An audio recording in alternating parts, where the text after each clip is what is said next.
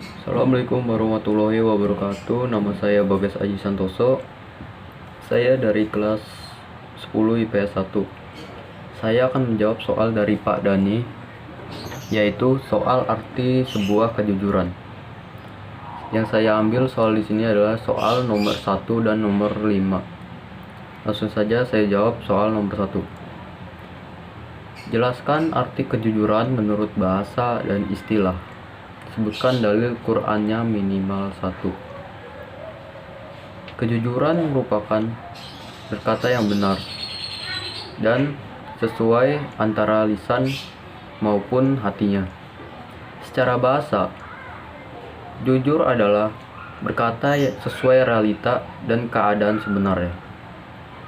Dalil yang saya dapatkan tentang kejujuran yaitu surat At-Taubah ayat 119 yang artinya, wahai orang-orang yang beriman, bertakwalah kepada Allah dan bersamalah kamu dengan orang-orang yang jujur. Seperti itu saya menjawab nomor 1, dan kita langsung saja ke soal nomor 5. Manfaat sikap jujur dan akibat dusta minimal 3. Sertakan dalil Quran atau hadisnya. Oke. Manfaat jujur, saya menjawab pada 3 jawaban. Yang pertama, mudah dipercaya orang lain. Kedua, berkah rezekinya menurut hadis riwayat Hakim bin Nizam.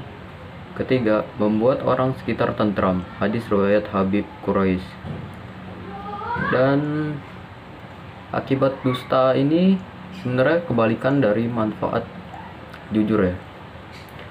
Saya juga mendapat 3 jawaban. Yang pertama, dijauhi orang sekitar. Kedua, rezekinya tidak berkah. Ketiga, tidak mendapatkan ketenangan hati. Seperti itu saya menjawab soal nomor 5. Selanjutnya saya akan menjawab soal dari Pak Dani yang tentang musibah COVID-19. Yang saya ambil sini adalah nomor 1, 2, 4, 5, 10, 11, dan 13. Saya mengambil 6 soal di sini. Langsung saja saya jawab dari nomor 1, yaitu sebutkan sifat atau karakteristik dunia bagi orang yang beriman. Dunia ini bersifat al-makahul musibah, dan yang kedua al-makahul ibadah. Maksud al-makahul musibah di sini yang artinya adalah dunia ini tempat musibah. Tempat musibah dalam artian yaitu tempat ujian yang diberikan oleh Allah untuk mencari orang-orang yang terbaik untuk di sisinya. Di sini Allah mencari orang-orang beriman yang dapat menjalankan ujian dengan sabar dan berikhtiar. Yang kedua yaitu al-makahul ibadah. Dunia ini tempat untuk beribadah. Kita beribadah di dunia ini untuk mencari jalan keluar dari sebuah ujian yang ada di dunia ini atau musibah ini. Selanjutnya saya akan menjawab nomor 2, yaitu bagaimana sikap dan karakteristik orang beriman dan bertakwa dalam menghadapi ujian khususnya wabah COVID-19 ini. Orang beriman menjalani ujian dengan sabar dan berikhtiar. Kita harus yakin terhadap apa yang kita lalui, terhadap ujian ini pasti akan ada jalan keluar. Khususnya saat ada wabah COVID-19 ini, kita berikhtiar dengan mengikuti protokol pemerintah, memakai masker, mencuci tangan dengan sabun, dan melakukan physical distancing. Selanjutnya saya akan menjawab soal nomor 4.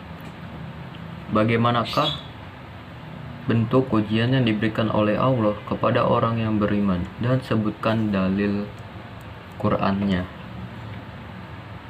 Allah memberikan ujian terhadap orang beriman ini dengan cara yang tertuang pada dalil surat Al-Baqarah ayat 155, yaitu yang bunyinya, sesungguhnya kami memberikan ujian terhadap orang beriman dengan rasa takut, kekurangan makanan, kekurangan harta, kekurangan jiwa, atau bahkan kematian. Dan berikanlah mereka berita yang terbaik terhadap orang-orang yang sabar. Jadi cara Allah menguji orang beriman itu dengan cara rasa takut, kekurangan makanan, kekurangan harta, dan kekurangan jiwa. Selanjutnya saya akan menjawab nomor 5. Bagaimana ikhtiar orang beriman dalam menghadapi pandemi COVID-19 ini?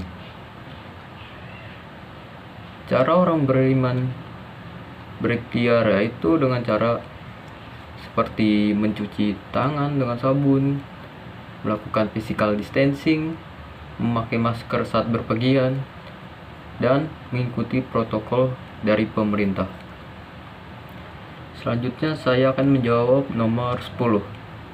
Sebutkan tujuan Allah menguji orang beriman dan apa dalilnya. Tujuan Allah memberikan ujian terhadap orang-orang beriman yaitu mencari orang beriman yang terbaik untuk di sisinya. Kalau dalam dalilnya itu surat Al-Baqarah ayat 155, yaitu yang isinya, sesungguhnya kami memberikan ujian terhadap orang-orang beriman dengan cara rasa takut, kekurangan makanan, kekurangan harta, kekurangan jiwa, dan kematian, dan berikan mereka berita yang terbaik untuk orang-orang yang sabar.